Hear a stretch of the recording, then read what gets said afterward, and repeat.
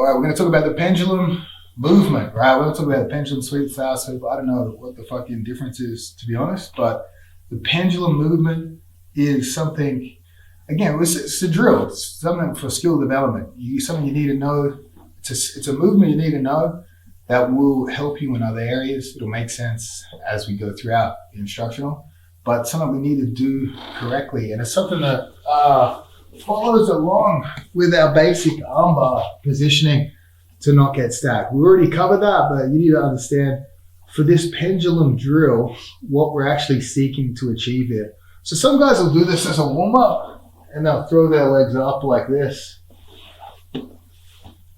This is not a great way to do it, right? And it's not because I'm not clamping or anything. It's because this secondary, the non-crossface leg, isn't active enough.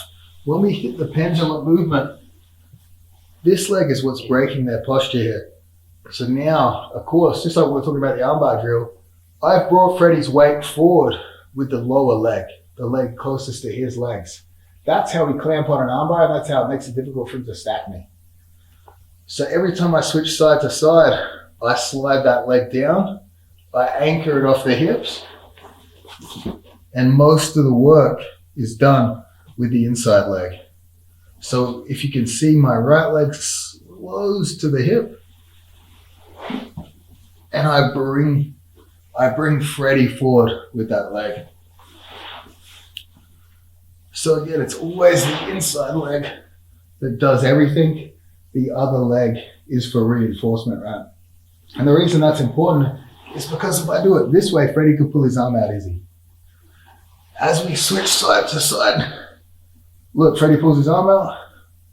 And look, the crossface leg isn't really doing anything. It's doing a little bit here. Obviously, if I did this, he could pull his arm out. But even if it's not over his head, try to pull his arm out, tough. It's this secondary leg that's doing all the work. That's how we catch arm bars and we catch them tight.